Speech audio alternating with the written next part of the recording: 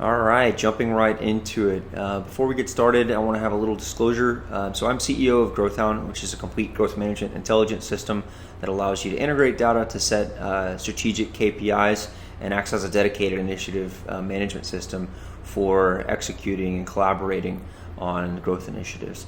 So it's going to be a lot about what we're talking in here, but don't fear. I have a whole set of independent documents for you to use, free of being able to sort of use our system. So jumping into the strategic vision. So vision is composed of three parts. It's identifying some core vision statements, sort of aspirational and inspirational in nature, identifying what you want your culture to be, and identifying some strategic components so that when individuals come to you, they sort of get an understanding at a glance what your company is about. And so the vision is composed of four main parts. A mission statement, define in one sentence what you do for your customers, employees, and owners. So this is supposed to be simple, to the point, something that if somebody asks what you do, you have a one-sentence response that they understand and leaves them a little bit, feeling somewhat empowered that you have, some aspirations for your company that, are meaningful. Purpose, why are you here? Why should someone buy from you, or why should someone come work for you to build a better future? So a lot about this is creating a storyline, right? Because people don't buy things for features, they buy things because of the story of how it makes them feel. And so, when you say that your company does ABC, or if your company enables you to, change the world, those are two different ways. One is defining what your company does. The other one is assigning a purpose to the company. Values, what are your organizational values? Define your core values.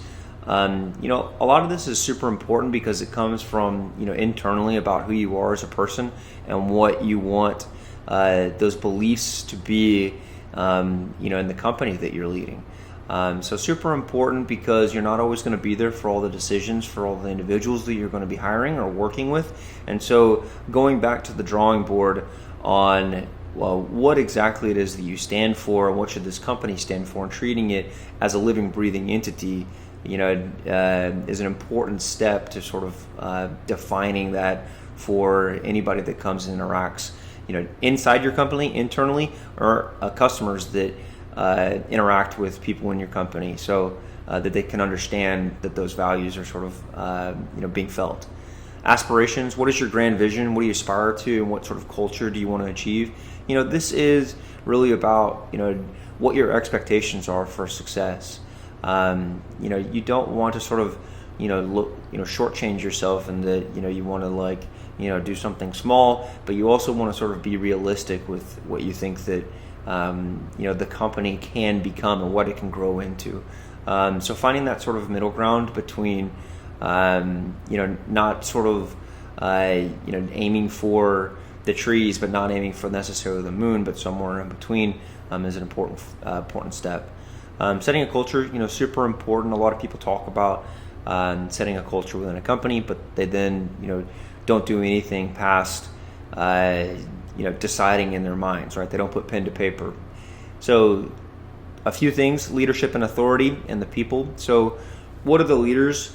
What are their most important roles of leadership? And what are the strategy and tactics you use to achieve this? So, identifying who you want as leaders, what those qualities are, how they should act in certain situations, what the tools they're going to be using, processes, procedures for leading teams and being led by other people is important to sort of just get down to sort of visualize how you foresee interactions within your company.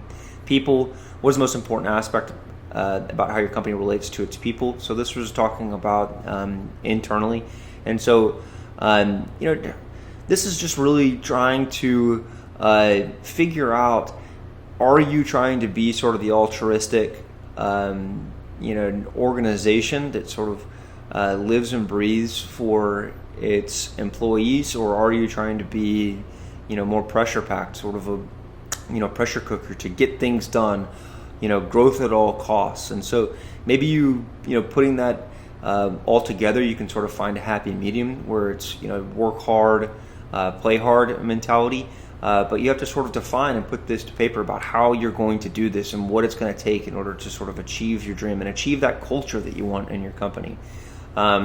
Strategy, some strengths. What are our competitive advantages that will allow us to win against our competition? You have to be able to know your strengths. If it's that you're a technology company and you have some sort of a technology competitive advantage, if it's your people because you're just able to attract the best people, or for customer support, if it's pricing power, you have to be able to sort of put these things down so that people understand what it is that's important and valuable about your company and organization. Market opportunity, you just want to be able to have an understanding about what is the apple, and how much of the bite of the apple can you actually go out and get? Is it going to be something that it's going to be so huge and it's going to take 10 years, or is it something that it's a little bit more lowered expectations, and you want to be working on a beach somewhere trying to figure this out? And last, what does success look like when we've achieved our goals? I think this is one of the most understated but most important ones. Because everybody has a different idea of success. Most people, want to be able to come home to their families and have that work-life balance. Other people, want to have an IPO.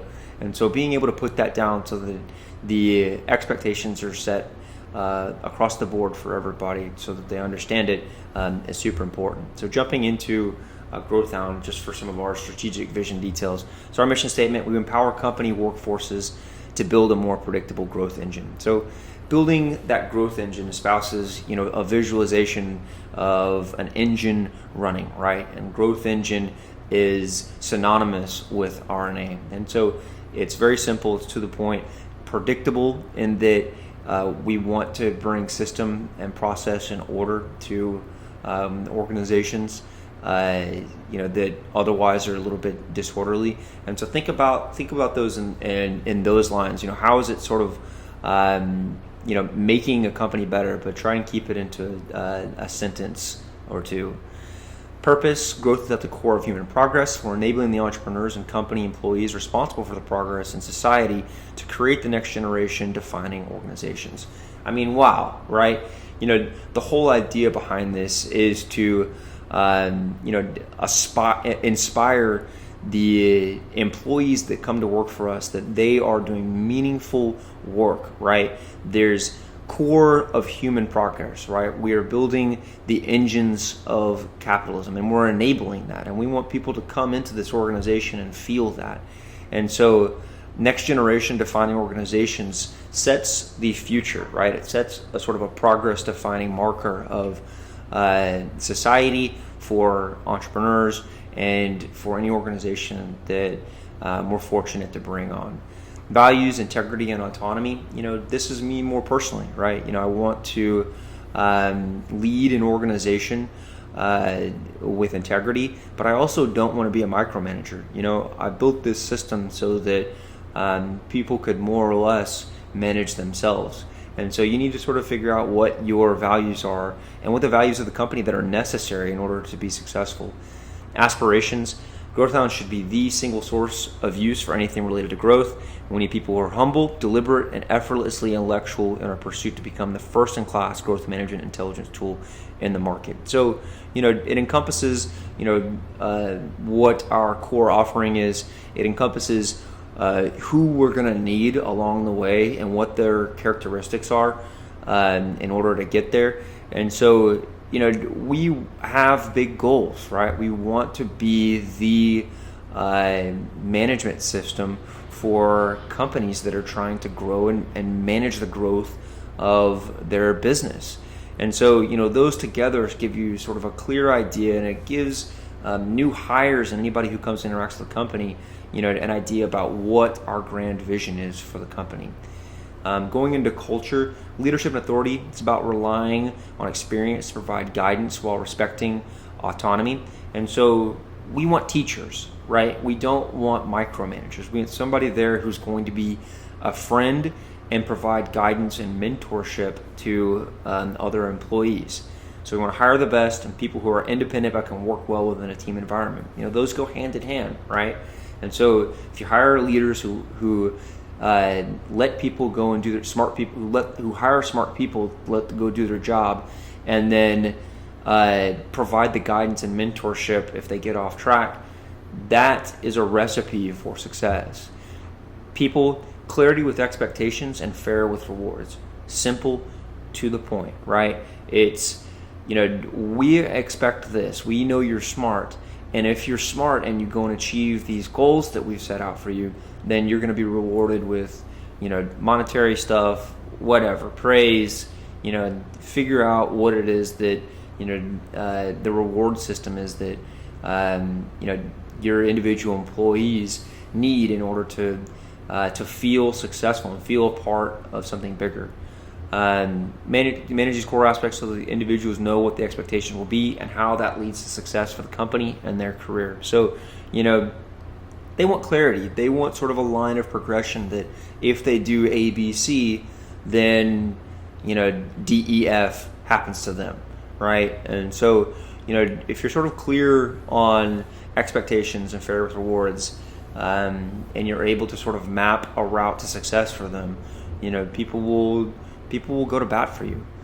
Lastly, the strategy, our strengths applies to nearly any organization with a digital growth focus. As we become more customized on individual workflows, our ability to offer solutions to more aspects of the organization should expand. So, we have a big strategic scope, right? It's any company that needs growth, which if you have a business, no doubt you are trying to grow that business. And so, you have to think about what your strengths are going to be at your company. More or less, yours are probably going to be more niche and more specific.